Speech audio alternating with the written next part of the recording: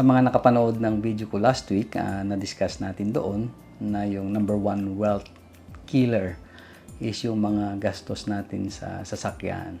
So, hindi pala yung mga binili nating kape araw-araw. So, it's our car expenses. Sa mga hindi pa nakapanood, nasa YouTube channel ko siya, yung Living Without, or nasa Facebook page ko. So, panoorin nyo muna. Based on that discussion, may mga nag-message sa atin. So, magkano ba ang bibilhin kong kotse? Mayroon ba ka ba dyan, Rom, na strategy sa pagbili ng sasakyan? So, yun ang ating pag-uusapan ngayon. Again, ako si Rom, a licensed financial advisor and accountant dito sa Australia. Status symbol, ang laking pressure sa society natin. Dapat maganda yung coaching dinadrive natin kasi it's a sign of success, di ba? So, mas mahal ang kotse, mas successful ang tao. So, may mga iba dyan na bumibilhin yung ng sasakyan na maaaring hindi nila afford to show other people, na parang, di ba, successful ka dito sa Australia or nasa Australia na ako, ito na yung coaching dinadrive ko para makita nyo na successful kami dito sa Australia. Naging money mistakes ko rin siya, separate video siya, how to be a millionaire in 10 years, diniscuss ko doon yung mistake ko buying one car, brand new car after another. So, ibang separate topic yun. Strategy. So, pag-usapan natin ngayon yung strategy of buying a car. Magkanong kotse ang afford mo based sa sahod mo. Again, it's only a guidelines. Again, alam natin na kailangan natin yung sasakyan dito. Pero mayroon tayong expenses, pero wag din natin kalimutan. We need to create wealth din para sa future natin, di ba? So, wag nating i-focus lang sa isang expenses, ang ating income. Lalo na ito, na yung kotse na ito is we are buying depreciating asset, kahit na kailangan natin siya, pero nga ang asset na ito is after 5 to 10 years maaaring ang baba na or wala nang value.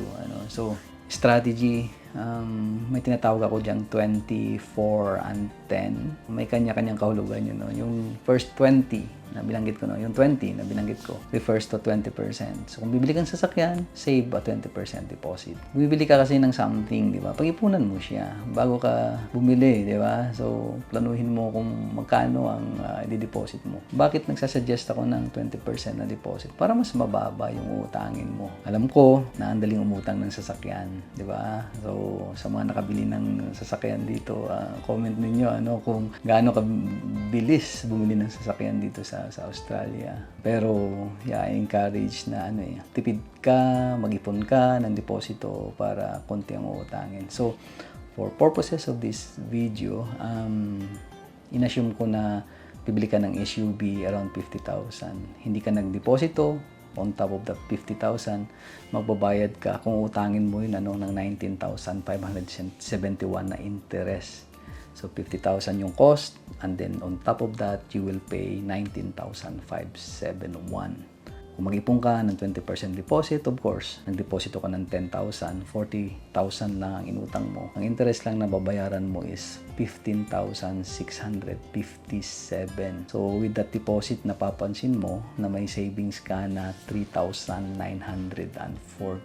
So, malaking pera din yun na matitipid mo dahil nagdeposito ka ng 20%. Next, yung 4 refers to 4 years na loan, na term. 24, di ba? 20%, 4 is 4 years lang yung loan natin. Alam ko, very popular ang 7 years. Gustong-gusto yan ng mga nagpapautang. Mas matagal mong bayaran, mas malaking kikitain nila. So, limit that for 4 years. At bakit, dahil nga, depreciating machine ang binibili natin o depreciating asset.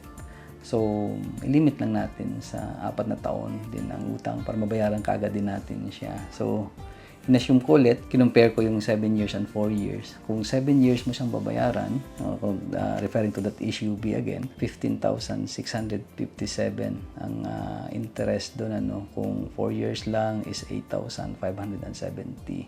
So, nakatipid ka ulit. Nagdeposito ka na, nakatipid ka ng 3,914.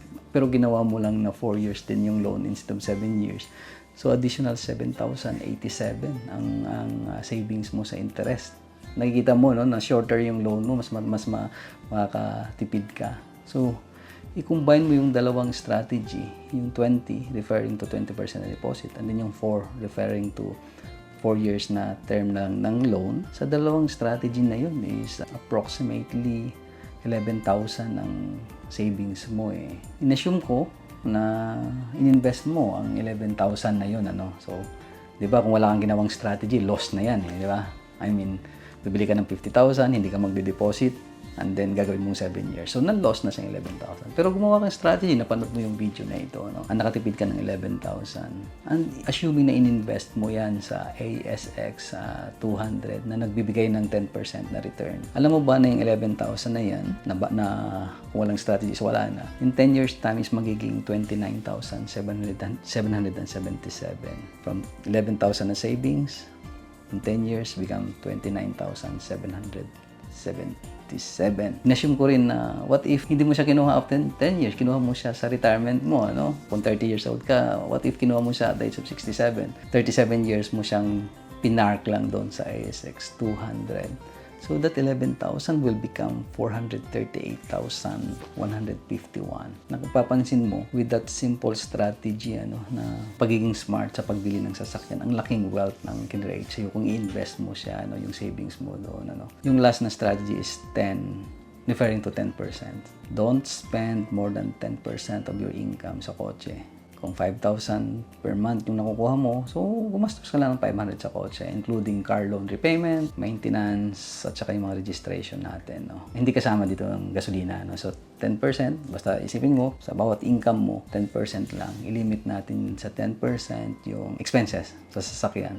Bakit 10% lang? Kasi marami pa tayong ibang gastusin dito sa Australia. Isa sa pinakamalaki, of course, yung mortgage o yung rent, pagkain, pag-aaral ng bata, may ibang bills pa natin or maaaring papadala ka pa sa Pilipinas, ano. So 10% lang doon, no. So 5,000 ang kita ko rom sa isang buwan. So 500, maaaring 100 per week sa car loan repayment at maaaring 100 itabi mo para sa maintenance and registration. Nagawa ako ng konting calculation. Ang ginagamit ko pala dito na calculator is yung CanStar car loan repayment, ano, and then yung sa compound interest naman yung Invest Smart compound interest calculator. Kinrate ito ng Australian government din natin, no, na calculator na parang pwede natin gamitin siya as our guide, no. Assuming ang kita ko is 5,000 per month lang siya, no, 60,000 a year, no. So magkano? Ito yung next na question. Magkano ang kotse ang afford ko lang, no? Or magkano lang kaya ang budget ko rom sa sasakyan? So sa 5,000 na income per month, I suggest na you buy approximately around 21,250 na sasakyan lang. So maaring, di ba? Ayoko namang mag-drive ng luma. Gusto ko brand new, ano. So pataasin natin ang income natin so that you can buy a brand new. So bakit yun lang binanggit ko? Kasi 10% lang siya ng income natin. So 5,000 a month lang kita ko, 500 lang yung i-allocate ko dyan para sa kotse. 21,250 ang value ng kotse na bibilin ko. You save a 20% deposit. 17,000 lang yung uutangin mo. And then may 100 kang repayment per week. O, di ba? So, napapansin mo, 5,000 ang kita, 500 lang yung para sa kotse. Bakit ganun? No? Para at least mayroon ka pang ibang pera na pang-invest din. Ano? So, yun yung ating 20 4 and 10. Baka may naisip kayong ibang strategy na maganda, no? Pero I mean, pwede mo siyang gawing guide of buying a car. Last siguro yung 5 na strategies natin paano on top of this 24 and 10. Inside knowledge ito. May nakasama ako sa Academy, Financial Planning Academy na big boss siya ng car yard, you know? So alam niya ang industry na ito and sinuggest niya sa akin as part of the strategy, ano yung mga ginagawang mistake ng mga car buyers at pinagkakakitaan nila yun, you know? So pinagit niya sa akin, kung bibili ka daw ng sasakyan, i-avoid mo yung one-stop shop, no? Yung sila nagbebenta, sila pa rin na magpapautang kasi pagkakakitaan ka na rin nila sa kotse, pagkakakitaan ka pa nila sa loan. So, galing ito sa sa big boss ng isang car yard, no. So anong magandang strategy? Hanap ka ng mapag-uutangan, car loan outside, no, and then pag na-approve ka doon, mag-shop ka ng sasakyan. Number 2 daw, sabi niya sa akin, trade in, no. The best daw na ibenta mo muna sa labas and then yung napagbentahan mo, yung pera dali mo sa pag-deposit mo siya kasi kung sila ang bibili niyan, pagkakakitaan ka nila sa trade, babaratin ka nila doon. And then, bebentahan ka pa. Kaya napapansin mo, di ba? Or baka may mga nanonood dito na nag-trade in na nasasakyan, di ba? Maaring tin-trade in nila ang value ng kotse mo is 4,000. Balikan mo after 1 week, binibenta nila ng 6,000 or 7,000.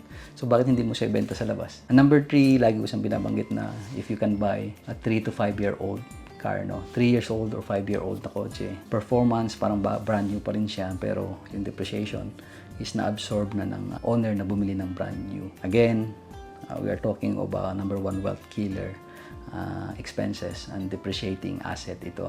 Number 4, shop for insurances. And number 5 is if you can buy a car na mababa yung kanyang maintenance, yung maintenance expenses. So, yun ang ating strategy na pwede mong gawing guide.